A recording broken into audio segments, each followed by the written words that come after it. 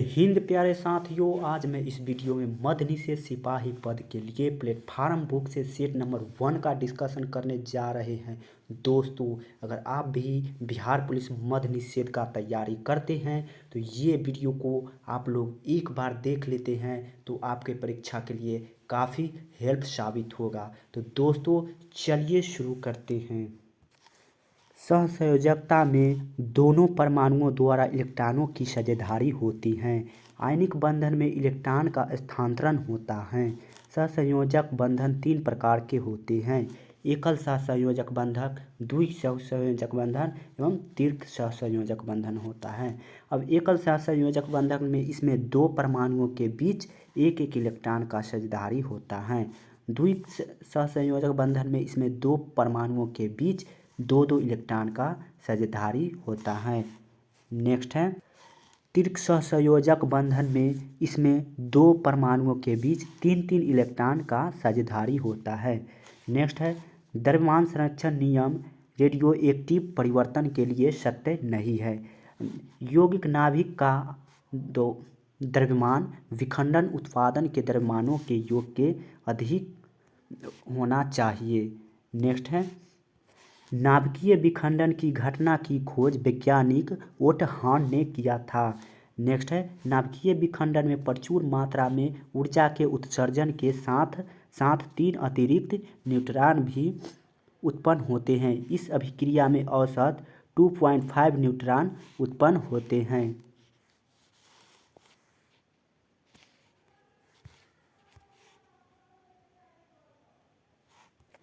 ट्वेट नामक वैज्ञानिक ने वर्णलेखन की खोज की। मिश्रणों को पृथक करने की यह एक प्रमुख विधि है। वर्णलेखन विधि में किसी मिश्रण में पदार्थों के अधिशोषण क्षमता के आधार पर बनाया जाता है। ओस्टवाल्ड विधि का प्रयोग नाइट्रिक अम्ल के निर्माण में होता है। सीबोर्ग ने अमेरिका क्यूरीशियम एवं बर्केलियम की खोज की थी। नेक्स्ट है किसी ऑर्बिटल में इलेक्ट्रॉनों की संख्या 2 होती है। एक ऑर्बिटल में केवल दो ही इलेक्ट्रॉन रह सकते हैं। पहले इलेक्ट्रॉन के चक्रण संख्या s का मान 1/2 तथा दूसरे इलेक्ट्रॉन के लिए चक्रण क्वांटम संख्या s का मान -1/2 होता है। s उप कक्षा में अधिकतम इलेक्ट्रॉन की संख्या 2 होती है। p उप कक्षा में अधिकतम इलेक्ट्रॉन की संख्या 6 होती है। d उप कक्षा में अधिकतम इलेक्ट्रॉनों की संख्या 10 होती है। f उप कक्षा में अधिकतम इलेक्ट्रॉनों की संख्या 14 होती है। कूलम्ब का नियम गतिशील आवेशों पर लागू नहीं होता है। आवेश वह गुण जिसके कारण पदार्थ विद्युत एवं चुंबकीय प्रभाव उत्पन्न करता है या अनुभव करता है। इलेक्ट्रॉन की कमी वस्तु को धनावेशित Np बड़ा होगा Ne एवं इलेक्ट्रॉन की अधिकता Ne बड़ा Np ऋणावेश प्रदान करती हैं। आवेश अदिश राशि होती हैं। अदिश में केवल परिमाण होता है और सदिश में परिमाण और दिशा दोनों होता है। अदिश राशि का उदाहरण दूरी, चाल, समय, क्षेत्रफल, कार्य, ऊर्जा, तापमान, विशिष्ट ऊष्मा, गुप्त ऊष्मा, विद्युत धारा, आवेश, प्रतिरोध, पृष्ठ तनाव, श्यानता, घनत्व, दाब, विकृति आदि हैं। ये सब अदिश राशि का उदाहरण है। नेक्स्ट है सदिश राशि में परिमाण, मात्रक तथा दिशा तीनों होती हैं। सदिश राशि के उदाहरण है विस्थापन, वेग, त्वरण, आवेग, संवेग, बल, प्रतिबल, कोणीय वेग, कोणीय संवेग, बल आघूर्ण, विद्युत घनत्व, गुरुत्वीय क्षेत्र आदि हैं। ये सब सदिश राशि का उदाहरण है। नेक्स्ट है ध्वनि का वेग एवं प्रमताप से संबंध है v समानुपाती √T। नेक्स्ट है नियत ताप पर किसी गैस में ध्वनि की चाल उसके परमताप के वर्गमूल का समानुपाती होता है। ताप के बढ़ने से ध्वनि की चाल बढ़ जाती है।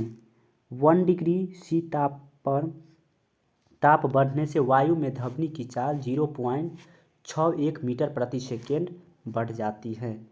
नेक्स्ट है स्वस्थ मनुष्य के लिए स्पष्ट दृष्टि की न्यूनतम दूरी 25 सेंटीमीटर होती है।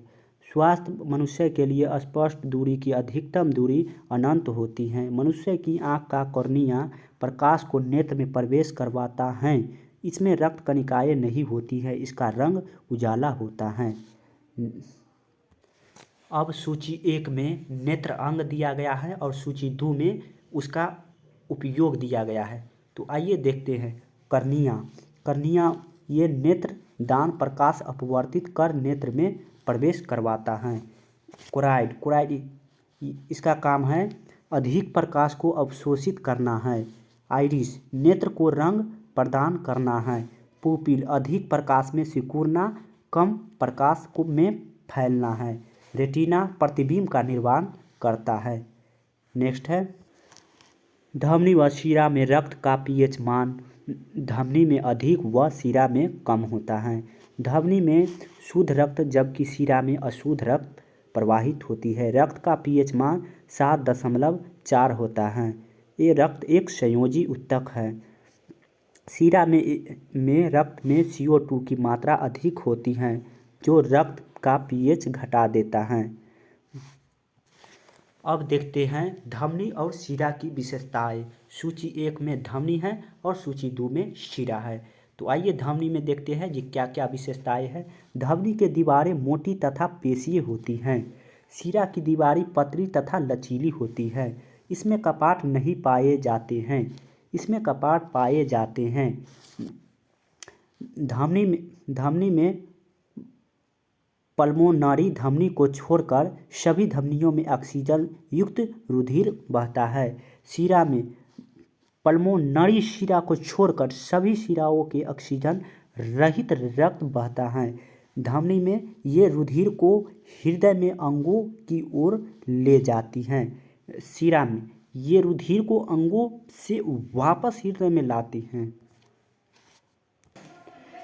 फीमर तथा टिबिया फिबुला के बीच कब्जा संधि होता है। यह हिंज ज्वाइंट भी कहलाता है। घुटने, कुहनी तथा उंगली के पोरों की संधियाँ इससे बनती हैं। सैंडिल संधि अंगूठा इसी के कारण घूमता है। अपूर्ण संधि में हड्डियाँ उपस्थियों द्वारा जुड़ते हैं। विभिन्न प्रकार की अस्थि संधियाँ निम्न है। पूर्ण संधि इस संधि में भाग लेने वाली हड्डियों के सिरों पर उपस्थित की टोपी मड़ी होती है। पूर्ण संधि निम्नलिखित प्रकार की होती है। कंदुकखलिका संधि यह संधि कुल्हे का जोड़, कंधे का जोड़ आदि जगहों पर पाया जाता है। यानी कंदुकखलिका जो संधि है यह कुल्हे का जोड़ और कंधे का जोड़ पर पाया जाता है। नेक्स्ट है कब्जा हिंज संधि। इस प्रकार की संधि घुटने, कुहनी तथा उंगलियों के पोरों की संधियाँ आदि जगहों पर पाई जाती हैं। नेक्स्ट है सैंडल संधि। हाथ के अंगूठे की मेटाकार्पल्स तथा कार्पल्स के बीच ऐसी संधि होती हैं, यानी सैंडल संधि होती हैं। मेटाकार्पल्स और कार्पल्स के बीच सैंडल संधि होती है। नेक्स्ट है अपूर्ण संधि। इस प्रकार की संधि में दो हड्डियां केवल उपास्थियों द्वारा एक दूसरे से जुड़ी होती हैं, जैसे श्रोणि मेखला की दोनों ब्यूबिस हड्डियों के बीच की संधि है। नेक्स्ट है अचल संधि। इसमें हड्डियों सीवन द्वारा परस्पर जुड़ी रहती हैं और हिलने डुलने से असमर्थ होती हैं, इसलिए इसे अचल संधि कहते हैं, जैसे खोपड़ी के हड्डियों का संधि है। नेक्स्ट है वैषयिक श्वसन विकार का सिलिकामाता का उदाहरण है, जिसमें सूची 1 में धूल का प्रकार है और सूची 2 में रोग का नाम है। सूची 1 में कोयले के धूल कण यानी इससे एंथ्राकोसिस रोग होता है। नेक्स्ट है सिलिका से सिलिकोसिस रोग होता है। एस्बेस्टॉस इससे एस्बेस्टोसिस रोग होता है। लौह कण, इससे सिडिरोसिस रोग होता है। गन्ने की धूल, इससे बेगोसिसिस रोग होता है। कपास धूल, इससे बिस्नोसिस रोग होता है। अनाज की धूल, इससे कृषक फुफ्फुस रोग होता है। तंबाकू की धूल टोबेकोसिस रोग होता है। भ्रूण शैवालों में अनुपस्थित रहता है। शैवाल में हरित लवक पाए जाते हैं। शैवाल का अध्ययन फाइकोलॉजी कहलाता है। कवकों का अध्ययन माइकोलॉजी कहलाता है। शैवाल का आर्थिक महत्व निम्न है। चीन के लोग नाश्ता को भोजन के रूप में प्रयुक्त करते हैं। कॉन्ड्रस नामक शैवाल से आयरिस अगर प्राप्त किया जाता है। शैवालों में कार्बोहाइड्रेट्स, अकार्बनिक पदार्थ तथा विटामिन प्रचुर मात्रा में पाए जाते हैं। भारतीय उपमहाद्वीप में अम्बलिकस नामक शैवाल खाया जाता है। नेक्स्ट है फ्यूकस लेमिनेरिया एवं स्कोफिलम नामक शैवाल जानवरों के खाद्य के रूप में प्रयुक्त होता है। नेक्स्ट है क्रेब्स चक्र। अपचय व उपचय दोनों हैं। माइटोकॉन्ड्रिया में क्रेब्स चक्र द्वारा ऊर्जा उत्पन्न होता है। यह ऊर्जा एटीपी के रूप में उत्पन्न होता है। एटीपी को एडेनोसाइन ट्रिफॉस्फेट कहते हैं। इसे एनर्जी करेंसी भी कहते हैं। केल्विन बेंसन चक्र को निम्न 3 चरणों में बांटा जा सकता है। कार्बोक्सिलीकरण, अपचयन एवं पुनरुत्पादन। इस क्रिया में राइबोलोस 1,5 बायोफॉस्फेट का अणु CO2 ग्रहण करके 3 फॉस्फोग्लिसरिक अम्ल के 2 अणु बनाता है। अपचयन 3 फॉस्फोग्लिसरिक अम्ल अपचयित होकर 3 फॉस्फोग्लिसरलडिहाइड बनाता है। पुनरुत्पादन में 3 फॉस्फोग्लिसरलडिहाइड से राइबोलोस 1,5 बायोफॉस्फेट का पुनः निर्माण करता है। प्रत्येक केल्विन चक्र में 1 कार्बन परमाणु का अपचयन होता है। पुरुषों में वृषण रोग शरीर के बाहर रहता है क्योंकि शुक्राणु निर्माण के लिए सामान्य शरीर के तापमान की तुलना में कम तापमान की आवश्यकता होती है। शुक्राणु को नर युग्मक कहते हैं। जर्म कोशिकाओं में मेसोसिस विभाजन के फलस्वरूप इसका निर्माण होता है। इसमें गुणसूत्रों की संख्या 23 होती है। अंडाणु को मादा युग्मक कहते हैं। जर्म सेल्स में मेसोसिस विभाजन के फलस्वरूप ओवम का निर्माण होता है। इसमें क्रोमोसोम्स की संख्या 23 होती है। स्त्री के क्लाइटोरिस जनन अंग को अविकसित शीशन की उपमा दी जाती है। वृषण कोश में पेरिटोनियम नामक झिल्ली से घिरी रहती है। शुक्राणु प्रोस्टेट ग्रंथि के ऊपर स्थित होते हैं। पैतृकता सिद्ध करने के लिए DNA उंगली छाप सहायक होता है। DNA फिंगरप्रिंटिंग का जन्मदाता एलन जेफरीज को कहा जाता है। भारत में प्रो लाल सिंह को DNA फिंगरप्रिंटिंग का जन्मदाता माना जाता है। वंशागति में क्रोमोसोम सिद्धांत का प्रतिपादन वाल्टर सहन ने किया था। आनुवंशिक कोड में त्रिक कोडानों की संख्या 64 होती है। स्थानांतरण RNA की खोज सर्वप्रथम रॉबर्ट होली ने किया था। नाक से रुधिर का बहना एपिटेक्सिस रोग है। यह सामान्यतः नाक के ड्राई होने से होता है। हीमोस्टेसिस वह प्रक्रिया है जिसमें रक्त के बहाव को डैमेज ब्लड वेसल्स के अंदर ही रोका जाता है। शरीर के अंदर यदि रक्त अधिक बहने लगता है तो उसे हीमोरेज कहते हैं। एपिटेक्सिस के प्रकार निम्न है। एंटीरियर नोज वल्डिस नाक के अगले हिस्से से खून आता है। पोस्टीरियर नोजब्लीडस रक्तस्राव साधारण नाक के पिछले हिस्से में स्थित धमनी से होता है। भारत में एड्स रोगी के बहुतायत मामले HIV-1C वायरस से संक्रमित होने से होता है। पंखे की कार्यशीलता विद्युत धारा के तापमान प्रभाव का उदाहरण नहीं है। पंखे की कार्यशीलता विद्युत धारा की चुंबकीय प्रभाव के सिद्धांत पर कार्य करता है।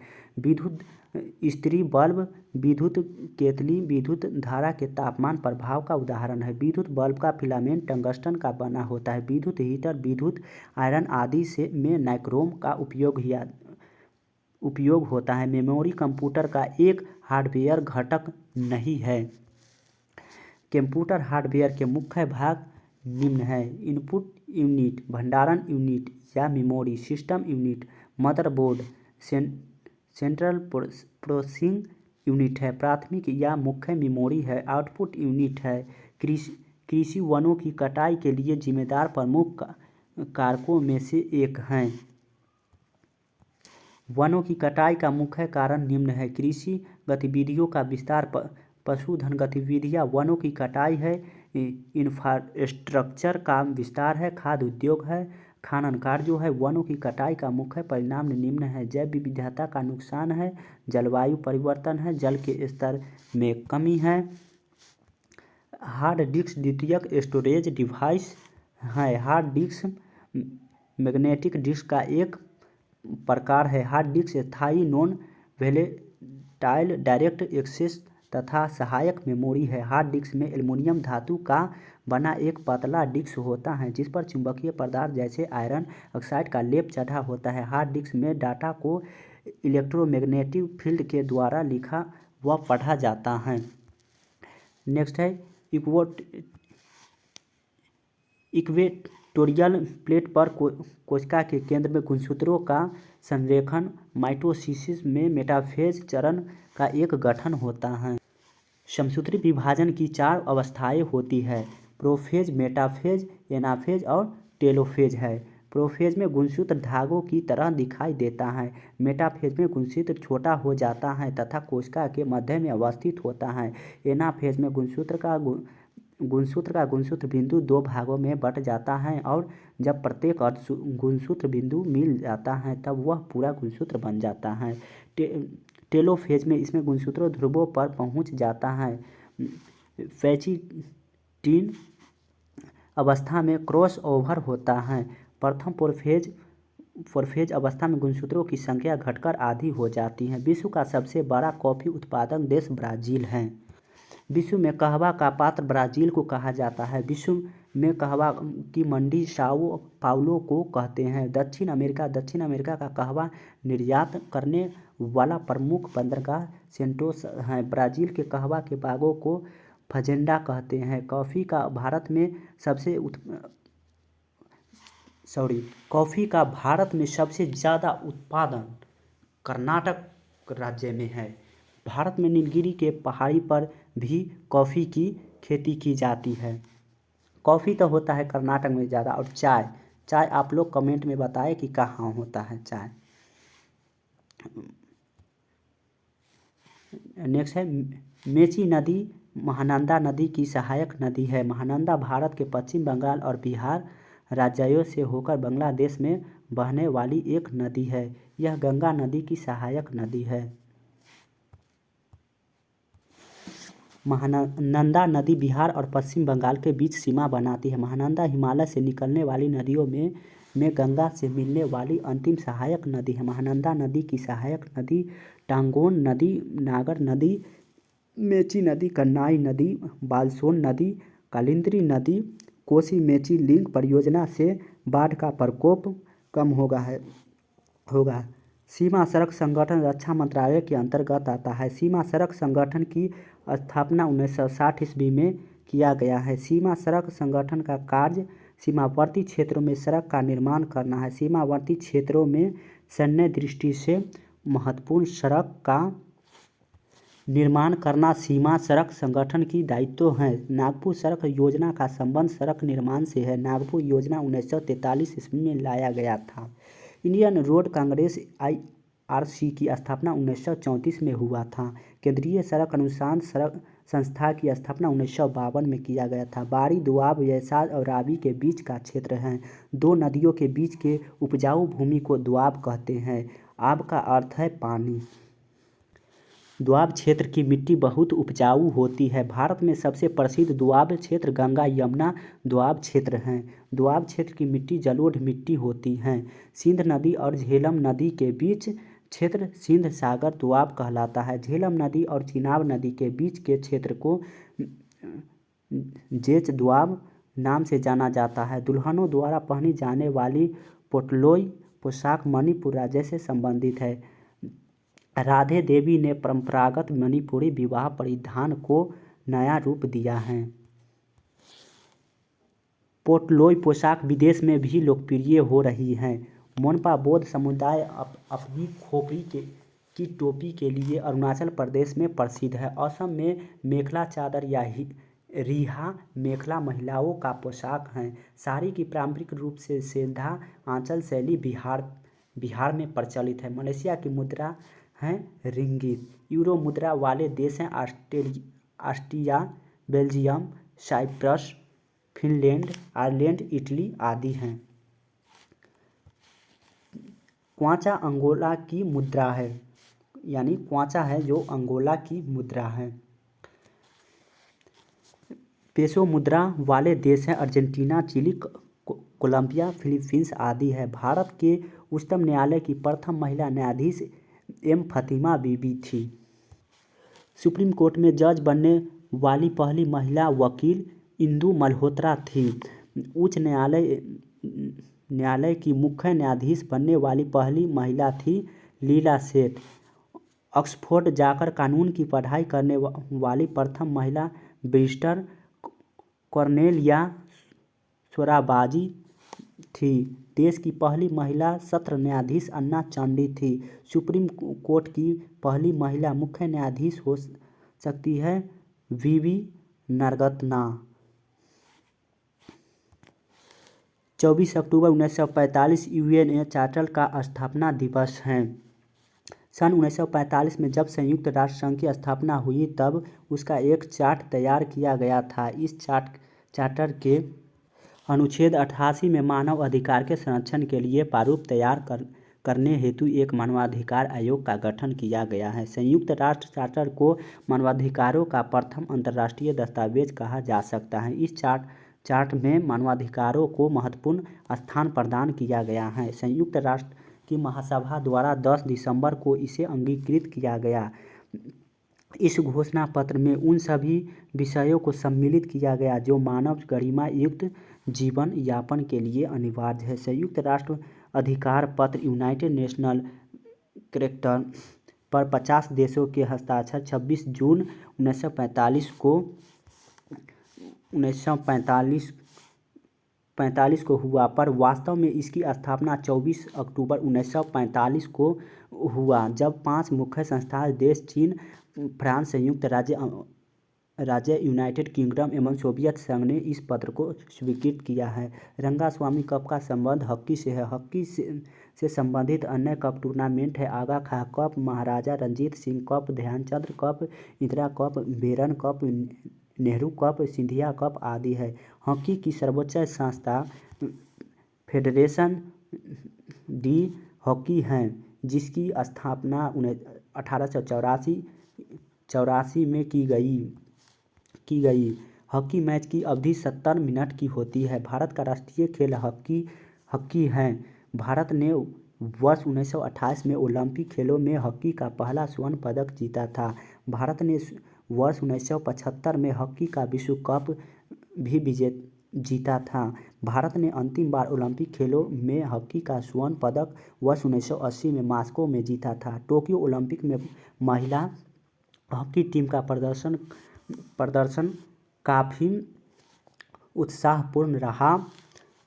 रानी रामपाल की अगुवाई में यह टीम क्वार्टर फाइनल में ऑस्ट्रेलिया को हराकर सेमीफाइनल तक का सफ़र पूरा किया। सेमीफाइनल मुकाबले में भारतीय टीम को अर्जेंटीना से 1-2 शिकस्त झेलनी पड़ी है। मनोरंजन सर संरचनागत सुविधा के अंतर्गत नहीं आता है। आधारभूत संरचनाओं से तात्पर्य उन मूलभूत संरचनाओं से है जो किसी भी देश के आर्थिक एवं सामाजिक विकास के बुनियादी घटक हैं। आधारभूत संरचनाओं के अंतर्गत निम्नलिखित आते हैं: सड़क, रेलवे, हवाई अड्डे, बंदरगाह, ऊर्जा आदि है। भारत में गैर सरकारी भागीदारी योजना मॉडल का प्रमुख उदाहरण दिल्ली मेट्रो, यमुना एक्सप्रेस व वर्ली से लिंक आदि हैं। गंगा सागर को समुद्र पुत्र कहते हैं। हुगली के निकट 20 किलोमीटर लंबा सागर द्वीप है जिसे गंगा सागर के नाम से जाना जाता है। यहाँ न्यूमोर नामक द्वीप का निर्माण विगत वर्षों में हुआ है।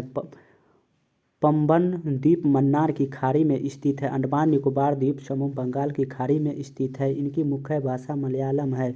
लक्षद्वीप अरब सागर में स्थित हैं। गांधी जी को सर्वोदय के दर्शन का सूत्रपात अनटू दिस लास्ट पुस्तक से प्रेरित हुआ है। ऋग्वेद सबसे प्राचीन वेद हैं।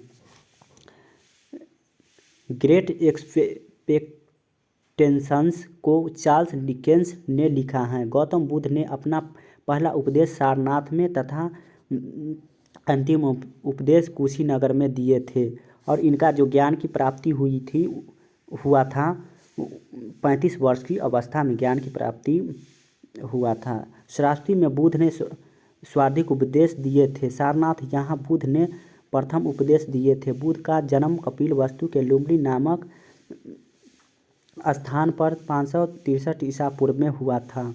कवि विद्यापति ने अपने काव्य की रचना शिव सिंह के छत्र छाया में की।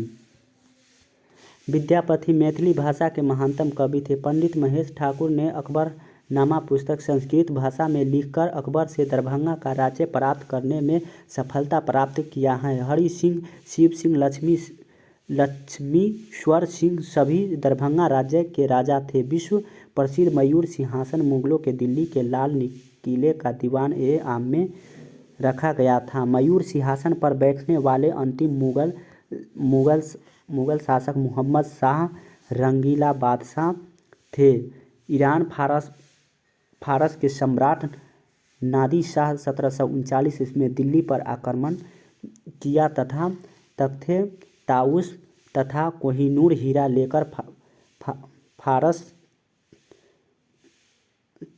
चला गया। फतेहपुर सीकरी का निर्माण महान सम्राट अकबर ने करवाया था। आगरा का लाल किला अकबर ने बनवाया था। दिल्ली का लाल किला शाहजहां ने बनवाया था। जैन धर्म श्वेतांबर एवं दिगंबर संप्रदायों में चंद्रगुप्त मौर्य के समय में विभाजित हुआ है। प्रथम जैन महासभा पाटलिपुत्र में स्थूल बाहु की अध्यक्षता में हुई है। इस जैन महासभा में वस्त्र धारण करने और नहीं करने के आधार पर श्वेतांबर एवं दिगंबर में बांटा गया है। अशोक के समय लगभग 255 ईस्वी पूर्व पाटलिपुत्र में तृतीय बौद्ध संगीति हुआ। इनके अध्यक्ष मोगली पुत्र तीस थे। कनिष्क के समय चतुर्थ बौद्ध संगीति कश्मीर के कुंडल वन में हुआ। इनके अध्यक्ष वसुमित्र थे। दिल्ली सल्तनत का शासक सिकंदर शाह लोदी जो दिल्ली से अपनी राजधानी एक ऐसे शहर में ले गया जिसे बाद में आगरा नाम से जाना गया। सिकंदर लोदी ने आगरा शहर की स्थापना 1504 ईस्वी में किया था। सिकंदर शाह लोदी ने 1506 ईस्वी में आगरा को अपनी राजधानी बनाया है। ये लोदी वंश के महानतम शासक थे।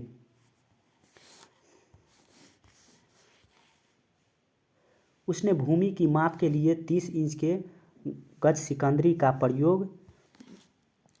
प्रयोग शुरू किया था।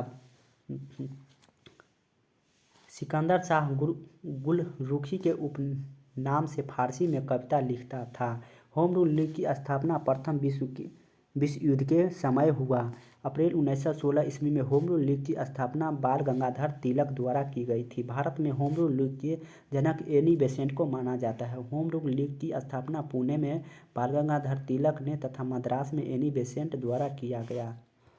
इस आंदोलन का प्रेरणा स्रोत आयरलैंड का होम रूल आंदोलन था। गोखले की सर्वेंट्स ऑफ इंडिया सोसाइटी के सदस्यों को होम रूल लीग का सदस्य बनने की अनुमति नहीं थी। राजा साहू का प्रथम पेशवा बालाजी विश्वनाथ 1713 से 1720 ईस्वी था। बालाजी विश्वनाथ मराठा साम्राज्य के द्वितीय संस्थापक के रूप में प्रसिद्ध हैं। बालाजी विश्वनाथ ने मराठा नौसेना के अध्यक्ष कन्नौजी अंगोरिया को ताराबाई के गुट से तोड़कर साहू के नेतृत्व वाले उत्तरी मराठा संघ में सम्मिलित कर लिया था। बालाजी विश्वनाथ से 1719 में मराठा अर्थव्यवस्था में सुधार लाने का प्रयास किया है। सुभाष चंद्र बोस ने 1943 में आज़ाद हिंद फौज की कमान सिंगापुर में संभाली। आज़ाद हिंद फौज का गठन 1 सितंबर 1942 को कैप्टन मोहन सिंह ने किया था। 21 अक्टूबर 1943 को सुभाष चंद्र बोस ने सिंगापुर में एक अस्थायी भारत सरकार की स्थापना की एवं इसका मुख्यालय रंगून को बनाया। जापानी सेना के सहयोग से आज़ाद हिंद फौज ने अंडमान एवं निकोबार द्वीप समूह पर अधिकार कर लिया था। सुभाष चंद्र बोस ने अंडमान का नाम शहीद द्वीप एवं निकोबार नाम स्वराज द्वीप रखा। साल और सागौन सबसे महत्वपूर्ण पर्णपाती पेड़ है। भारत और विश्व के जिस क्षेत्र में 100 से 200 सेंटीमीटर के बीच वर्षा होती है वहाँ पर्णपाती वन पाए जाते हैं। यह वनस्पति ग्रीष्म ऋतु शुरू होते ही अपने पत्ती को गिरा देती हैं। आर्थिक दृष्टि से पर्णपाती वन का उपयोग अधिक है। पर्णपाती वन के प्रमुख वृक्ष है सखुआ, साल, सागौन, शीशम, चंदन, पीपल, बरगद, महुआ, आम, कटहल आदि। भारत में यह वन मध्य प्रदेश, उत्तर प्रदेश, बिहार, झारखंड, पश्चिम बंगाल आदि राज्यों में पाई जाती हैं। नागपुर शहर के अंतर्राष्ट्रीय हवाई अड्डा का नाम डॉक्टर BR अम्बेडकर के नाम पर रखा गया है। नागपुर को ऑरेंज सिटी के नाम से भी जाना जाता है। नागपुर शहर भारत का भौगोलिक केंद्र है। देश का शून्य मील पत्थर नागपुर में ही स्थित है। पुणे को क्वीन ऑफ डेक्कन कहा जाता है। निजाम का शहर हैदराबाद को कहा जाता है। हैदराबाद किसकी राजधानी है? ये तेलंगाना का राजधानी हैदराबाद है। बीना संगीत वाद्य यंत्र इंडो इस्लामिक मूल का नाम नहीं है। बीना तंत्री वाद्यों का संरचनात्मक नाम है। सरस्वती और नारद बीना के वादक देव हैं। बीना में सामान्यतः 4 तार होते हैं। सितार का आविष्कार अमीर खुसरो ने किया था। तबला एक अवंध वाद्य यंत्र है। 26 जनवरी 1930 को स्वतंत्रता दिवस के रूप में मनाने का निर्णय कांग्रेस के लाहौर अधिवेशन में किया गया था।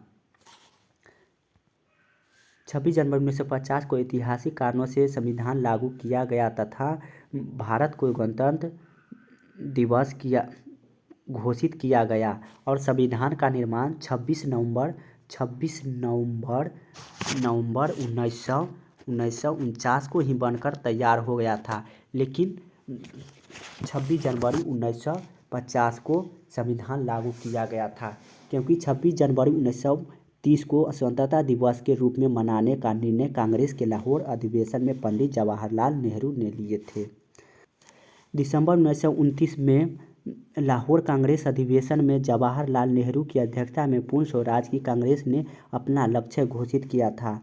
लाहौर के भारतीय राष्ट्रीय कांग्रेस के अधिवेशन में सविनय अवज्ञा आंदोलन प्रारंभ करने का निर्णय लिया गया। आंदोलन की शुरुआत से पहले गांधी जी ने ब्रिटिश सरकार के सामने अपनी 11 सूत्री मांगों को रखा जिसमें पूर्ण स्वतंत्रता की मांग शामिल नहीं थी। वायसराय इरविन ने इसे अस्वीकार कर दिया। पूना सार्वजनिक सभा फिरोज शाह मेहता 1867 में सम्मिलित नहीं है। पूना सार्वजनिक सभा की स्थापना MG रानाडे ने किया था। पूना सार्वजनिक सभा पश्चिम भारत की प्रथम महत्वपूर्ण राजनीतिक संगठन था। सर्वेंट्स ऑफ इंडिया सोसाइटी की स्थापना गोपाल कृष्ण गोखले ने 1905 में किए थे। रामकृष्ण मिशन बेलूर मठ स्वामी विवेकानंद ने 1897 में किए थे। गदर पार्टी 1913 हरदयाल परमानंद काशीराम ने किए थे। पूना स्वराज्य सभा एम.जी. रनाडे 1867 में। सत्यशोधक समाज की स्थापना ज्योतिबा फुले ने 1873 में किए थे। इंडियन लीग शिशिर कुमार घोष ने 1875 में किए थे। विश्व का सबसे बड़ा डेल्टा सुंदरबन का डेल्टा है, जिसका क्षेत्रफल 75,000 वर्ग किलोमीटर है। सुंदरबन का डेल्टा भारत और बांग्लादेश में विस्तृत है। यह मैंग्रोवा वन पाया जाता है, जो जैव विविधता का केंद्र तथा पर्यावरण की दृष्टि से महत्वपूर्ण है। नदी डेल्टा का निर्माण अपने मुहाने पर वृद्धावस्था में करती हैं। नदी के निक्षेपण क्रिया द्वारा बनने वाली स्थलाकृतियों में यह महत्वपूर्ण आकृति है। प्रायः इसका आकार त्रिभुज के समान होता है। लैटिन में डी को डेल्टा कहते हैं। इसी आधार पर इस आकृति को डेल्टा कहा जाता है। नदी जब सागर में गिरती हैं तो प्रवाह के मार्ग में अवरोध तथा गति में अत्यधिक कमी के कारण अपने द्वारा लाए गए निक्षेपों को मुहाने पर जमा कर देती हैं, जिससे अत्यधिक विस्तृत भूभाग का निर्माण होता है, जिसे डेल्टा कहते हैं। अरब सागर और फारस की खाड़ी हॉर्मुज़ जलद मरुमध्य से जुड़े हुए हैं। पाक जलद मरुमध्य बंगाल की खाड़ी एवं अरब सागर को जोड़ती है। बाब अल मैडम जलद मरुमध्य लाल सागर एवं अरब सागर को जोड़ती है। सुंडा जलसंधि जावा सागर एवं हिंद महासागर को जोड़ती है। लुजोन जलसंधि दक्षिणी चीन सागर एवं फिलीपीन सागर को जोड़ती है। दिल्ली स्थान का दैनिक तापांतर उच्चतर होता है। दिल्ली रायसीन हिल्स पर अवस्थित है। समुद्री तटीय क्षेत्र में दैनिक तापांतर कम पाया जाता है। मद्रास, दिल्ली और कोलकाता समुद्र तट के समीप है। इस कारण दैनिक तापांतर बहुत कम होता है। रेगिस्तान क्षेत्र में भी दिन रात के बीच तापांतर अधिक पाया जाता है। बद्रीनाथ अलकनंदा नदी के तट पर बसा है। अलकनंदा का उद्गम स्रोत बद्रीनाथ के ऊपर सतोपथ हिमानी अलकापुरी हिमनद से है। देवप्रयाग में अलकनंदा एवं भागीरथी मिलकर गंगा कहलाती हैं। बद्रीनाथ अलकनंदा लखनऊ नगर में गोमती नदी है। कटक नगर में महानदी है। अहमदाबाद में साबरमती है। अयोध्या में सरयू नदी है। लुधियाना में सतलेज नदी है। जमशेदपुर में स्वर्णरेखा नदी है। टाम्बोलो सागरीय जल द्वारा निर्मित स्थलाकृति हैं। गीजर डोलाइट भूमिगत जल द्वारा निर्मित स्थलाकृति है। फियोर्ड डर्मिलिन हिमनद द्वारा निर्मित स्थलाकृति है। लैगून लोयस पवन द्वारा निर्मित स्थलाकृति है। कॉकपिट ऑफ यूरोप बेल्जियम को कहा जाता है। प्यासी भूमि का देश ऑस्ट्रेलिया को कहा जाता है। अग्निद्वीप आइसलैंड को कहा जाता है। पवित्र पर्वत फ्यूजियामा को कहा जाता है। हर्मिट किंगडम कोरिया को कहा जाता है। पहाड़ों के ढलानों पर मुख्य रूप से चाय उगाया जाता है। भारत में सबसे अधिक चाय उत्पादन असम में होता है। कहवा उत्पादन में कर्नाटक का प्रथम स्थान भारत में है। भारत के दार्जिलिंग में उत्तम किस्म की चाय का उत्पादन होता है। भारत में चाय का बागान सर्वप्रथम 1835 ईस्वी में असम में लगाया गया था। चीन चाय का सबसे बड़ा उत्पादक देश है। भारत राज्य का सबसे बड़ा उपभोग करने वाला देश भारत चाय का सबसे बड़ा उपभोग करने वाला देश है।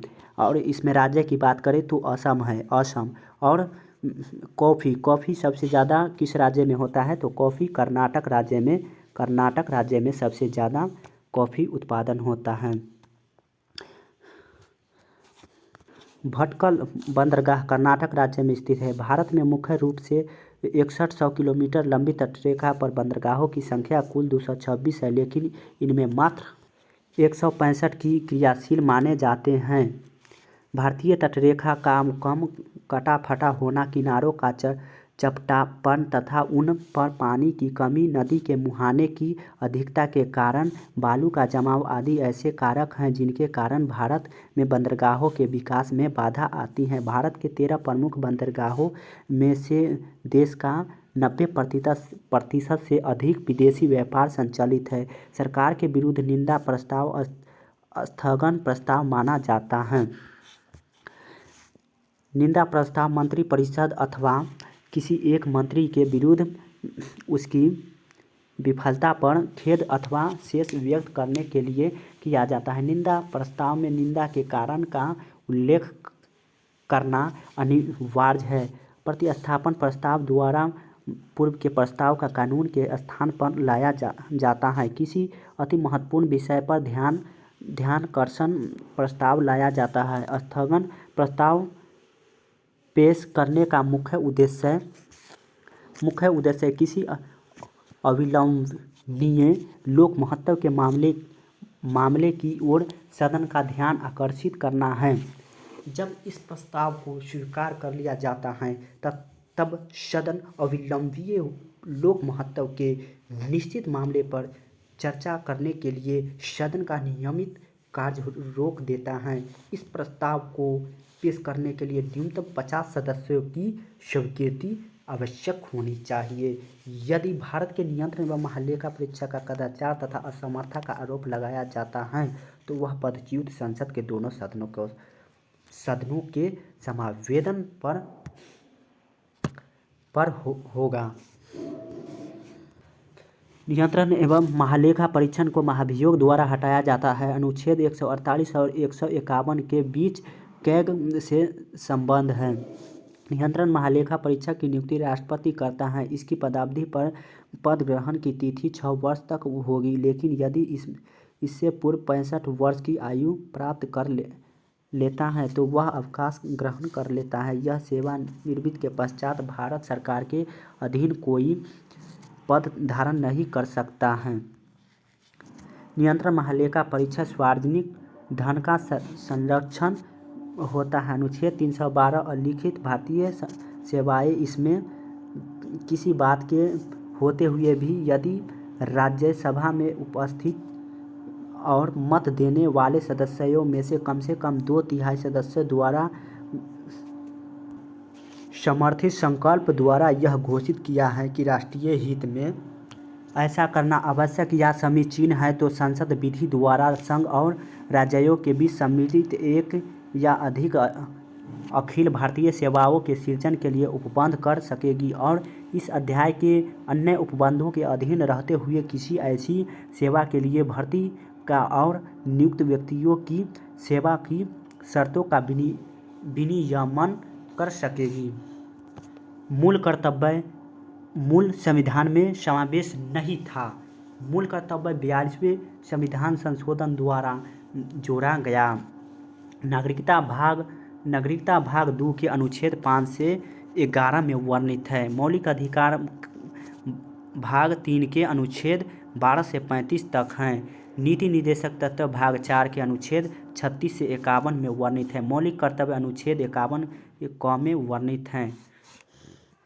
मैंगो सावर कर्नाटक राज्य के फलों को पकाने में सहायता करता है। अप्रैल महीने में भारत के पश्चिम तट पर वर्षा होती है जिसे मलाबार के आम उत्पादन करने वाले क्षेत्र में आम्र बौछार मैंगो सावर, जबकि कर्नाटक के कहवा उत्पादन करने वाले क्षेत्र में फूलों की बौछार कहा जाता है। मार्च अप्रैल महीने में ब्रह्मपुत्र घाटी क्षेत्र में स्थानीय कारणों से वर्षा होती है जिसे वसंत की बौछार कहा जाता है। अरब सागरीय शाखा पश्चिमी घाट पर्वत से टकराती हैं, अतः इस पर्वत के ढाल पर काफ़ी वर्षा होती है। 44वें संविधान संशोधन 1978 में किया गया जिसमें लोकसभा का कार्यकाल 6 से घटाकर 5 वर्ष कर दिया गया। 42वें संविधान संशोधन 1976 में किया गया। इसे मिनी संविधान संशोधन भी कहा जाता है, काहे कि 42वें संविधान संशोधन अधिनियम 1976 द्वारा उद्देशिका में समाजवादी, पंथ निरपेक्ष, अखंडता शब्द जोड़े गए। 45वें संविधान संशोधन 1980 में किया गया। इसके द्वारा लोकसभा एवं राज्य विधान सभाओं में अनुसूचित जातियों तथा अनुसूचित जनजातियों के आरक्षण में 10 वर्ष की वृद्धि की गई। 6वें संविधान संशोधन 1989 में किया गया। इसमें मतदान की आयु 21 से घटाकर 18 वर्ष कर दिया गया। 42वें संविधान संशोधन द्वारा लोकसभा का कार्यकाल 5 से 6 वर्ष कर दिया गया। राष्ट्रीय स्वतंत्रता 1857 के समय दिल्ली के गद्दी पर बहादुर शाह जफर पदासीन थे, जिन्होंने 1857 के विद्रोह के समय दिल्ली से नेतृत्व किया था, जिन्होंने कहा था कि तख्ते लंदन तक चलेगी तेगे हिंदुस्तान की, सारे जहां से अच्छा हिंदुस्तान हमारा, मोहम्मद इकबाल द्वारा लिखा गया है।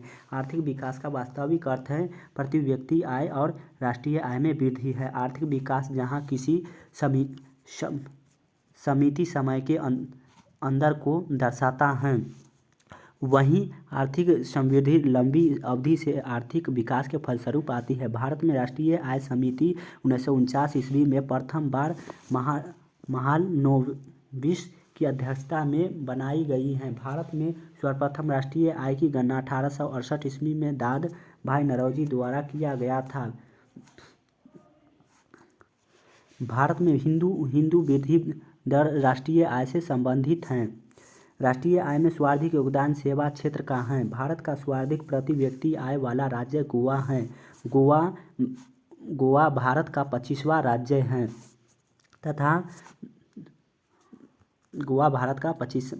तथा सबसे कम प्रति व्यक्ति आय वाला राज्य बिहार है। 2011 के जनगणना के अनुसार देखें तो बिहार का घनत्व सबसे अधिक है और साक्षरता दर में काफ़ी नीचे है। नेक्स्ट है हिंदू वृद्धि दर पर राष्ट्रीय आय में 1950 से 90 के दशक की औसत वृद्धि दर से था 3.5% से 4% तक। राजा कृष्ण ने हिंदू विकास वृद्धि दर की अवधारणा दिए हैं। अंतर्राष्ट्रीय मुद्रा कोष IMF अंतर्राष्ट्रीय संस्था विधि देशों के अल्पकालीन ऋण प्रदान करता है। IMF सदस्य देशों को भुगतान संतुलन में सहयोग देता। IMF की मुख्यालय वाशिंगटन DC में है। IMF की स्थापना 27 दिसंबर 1945 ईस्वी को किया गया था। IBRD दीर्घकालीन ऋण उपलब्ध कराते हैं। IBRD को विश्व बैंक के नाम से जाना जाता है। दोस्तों, वीडियो देखने के लिए धन्यवाद। मिलते हैं अगले वीडियो में, तब तक के लिए बाय।